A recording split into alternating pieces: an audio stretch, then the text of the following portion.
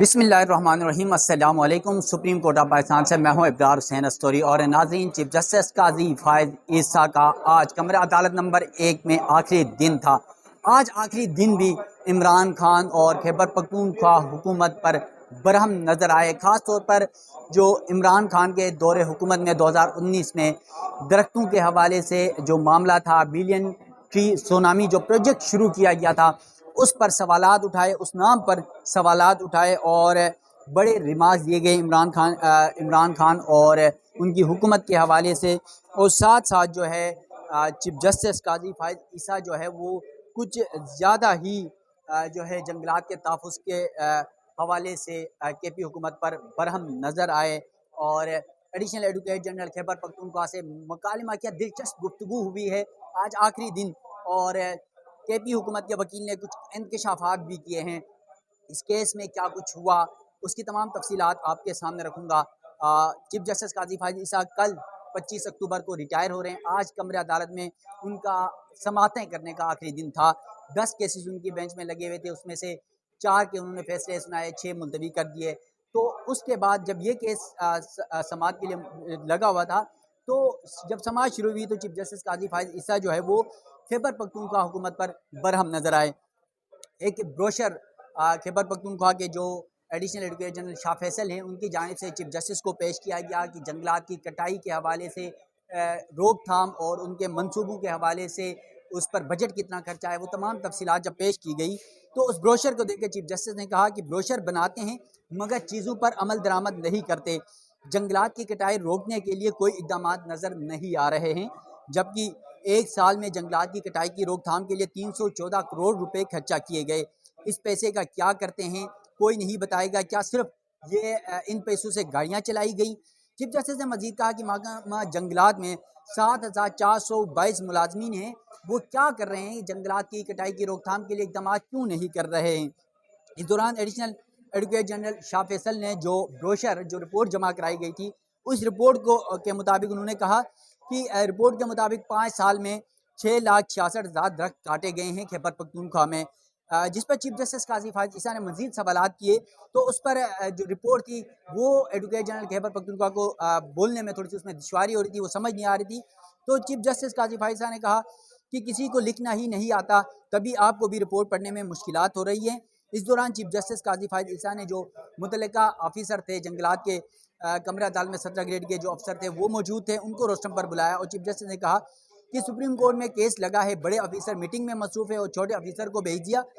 पूरे सूबे में दरख्तों की कटाई का मसला है, कोई बड़ा ऑफिसर नहीं आया। इसके अलावा एडिशनल एडवोकेट जनरल के पी ने कहा कि 2019 से 2024 की तक जो जंगलात के कटाई के हवाले से जो रोकथाम है उसके लिए 7 मनसूबे लगाए गए। तो इस दौरान चीफ जस्टिस ने खैबर पख्तूनख्वा के वकील से मुकालमा करते हुए कहा कि ये कागजी कार्रवाई है, इसका खर्चा कितना आया हमें बताएं। चीफ जस्टिस ने मजीद कहा कि एक मनसूबे पर 1 अरब 36 करोड़ रुपए खर्चा है, ये रिपोर्ट बता रही है। इस दौरान जो है जब समाअत चल रही थी तो इमरान खान के दौरे हुकूमत में 2019 में जो बिलियन ट्री सोनामी दरख्तों का जो मनसूबा शुरू किया गया था उस पर जब तज़किरा हुआ तो चीफ जस्टिस ने कहा जहालत की इंतहा है, हमने खैबर पख्तूनख्वा से रिपोर्ट मांगी और आप मर्दान की रिपोर्ट दे रहे हैं।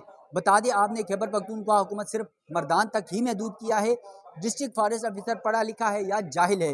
रिपोर्ट में उस ऑफिसर ने नाम तक नहीं लिखा कि कहीं वो फंस ना जाए और फिर रिपोर्ट में उस ऑफिसर ने इसलिए नाम नहीं लिखा कि कहीं कोई अगर इंक्वायरी होती है तो वो फंस ना जाए। और फिर चीफ जस्टिस ने हवाला दिया कि अगर स्कूल में कोई भी बच्चा दाखिल होता है तो सबसे पहले उसकी किताबें और कापियों में उसका नाम लिखा जाता है और यहाँ पर एक अफसर इतनी बड़ी रिपोर्ट लिख रहे हैं, उनका नाम तक नहीं लिखा या बस दस्तखत करके भेज दिया। इस दौरान चीफ जस्टिस ने कहा कि महकमा जंगलात के अफसरान सब होशियार हैं, क्या करें?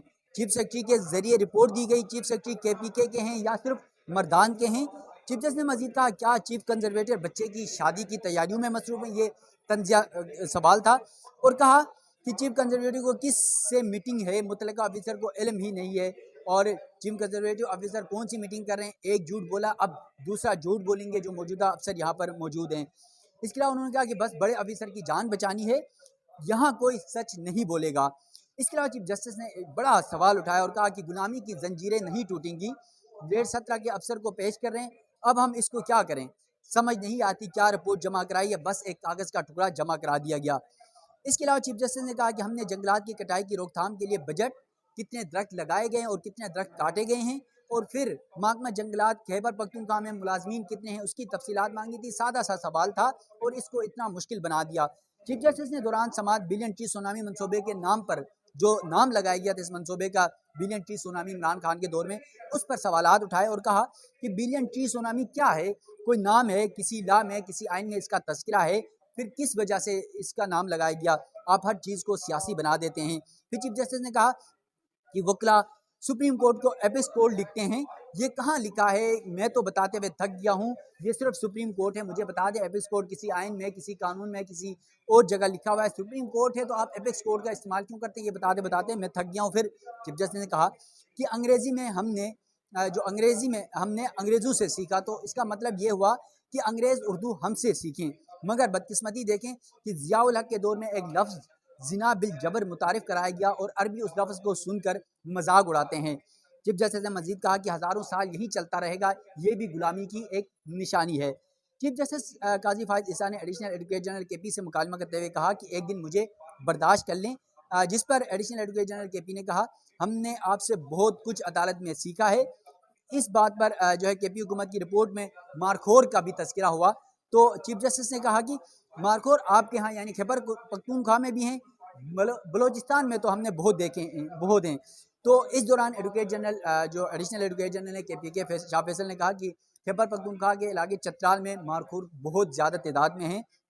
चीफ जस्टिस ने मजीद कहा कि सारे काम का बोझ आपके ऊपर है और कोई लॉ अफसर नहीं खैबर पख्तूनख्वा में, जिस पर जो है एडिशनल एडवोकेट जनरल ने कहा कि नए लॉ अफसरान अभी आएंगे और अदालत में इस बात पर जो है सब हंसे कह लगे, चीफ जस्टिस भी मुस्कुराए, यानी वो ये कहना चाह रहे थे अब तक सिर्फ शायद आपके खौफ, आप डर की वजह से जो है वो पेश नहीं हो रहे थे, तो अब जो लॉ अफसरान हैं वो पेश हो जाएंगे। और यकीनन ये जो शाह फैसल हैं, चीफ जस्टिस काजी फायजा की अदालत में हर वकील को बहुत ज़्यादा डांटते रहते थे, लेकिन इसने बड़ा अच्छा टैकल किया था शाह फैसल की जानिब से KPK के तमाम मुकदमात के अंदर, तो इसलिए इस बात को चीफ जस्टिस ने छेड़ा।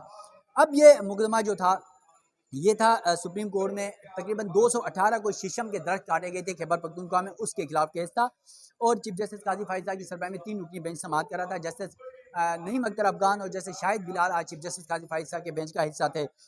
इस दौरान जो है पाकिस्तान में जो गुज़िश्ता चंद दिन पहले 26वीं आइनी तरमीम हुई उसका हवाला हुआ और कहा चीफ जस्टिस ने अखबार में लिखा गया नई तरमीम में माहौलियात के तहफ़्फ़ुज़ से मुतल्लिक़ कोशिश शामिल की गई है, जिस पर additional advocate general Khyber Pakhtunkhwa ने कहा जी 26वीं आइनी तरमीम के आर्टिकल 9A में कहा गया हर शहरी सेहतमंदाना माहौल का हकदार है।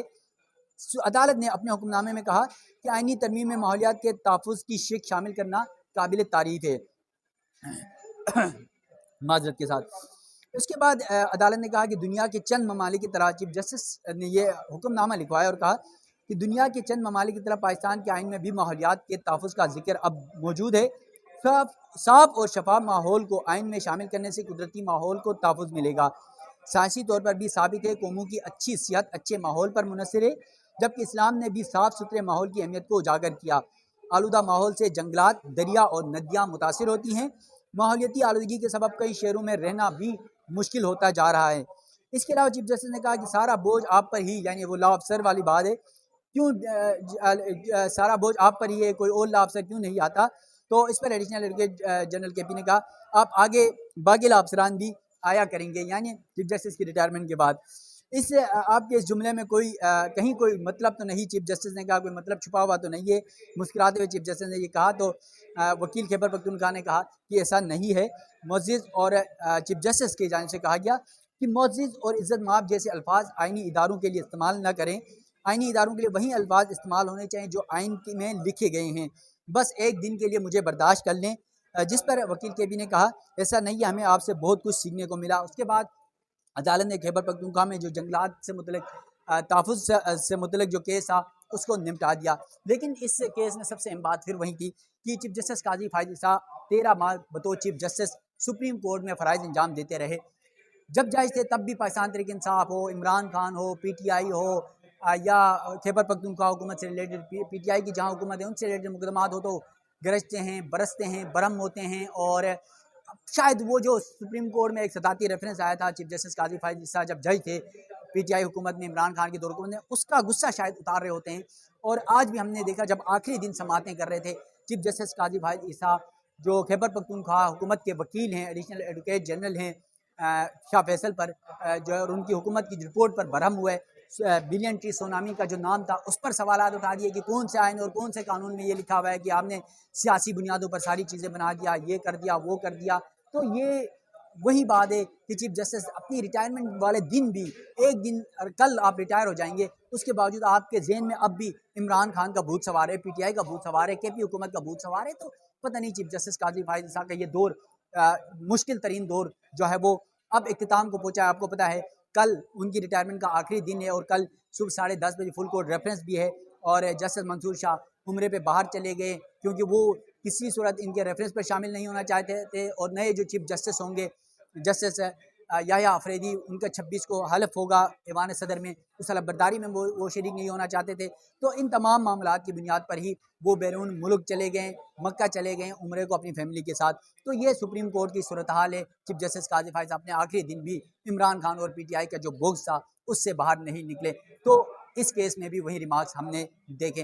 तो सुप्रीम कोर्ट में बहुत कुछ तब्दीलियाँ होने जा रही हैं। आज भी जस्टिस याह्या अफरीदी जो है वो बड़ी मुलाकातें कर रहे हैं, बड़े अहकाम दे रहे हैं। उसके हवाले से भी सहाफ़ियों की राय पर मुश्तमिल एक वीलॉग चीफ जस्टिस काजी फायद साहब का दौर कैसा गुजरा और याह्या अफरीदी से क्या तवक्कात हैं, इस पर इंशाल्लाह मैं तमाम सुप्रीम कोर्ट के सहाफ़ी जो कवर करते हैं उन पर मुश्तमिल एक रिपोर्ट भी आज इंशाल्लाह बना के यूट्यूब के ऊपर अपलोड करूँगा। आपको समझ आएगी कि सुप्रीम कोर्ट के सहाफ़ी इस तमाम मामलात पर क्या समझते हैं। तो नाज़रीन, सुप्रीम कोर्ट ऑफ पाकिस्तान से मुझे दीजिएगा इजाज़त। अल्लाह हाफिज़।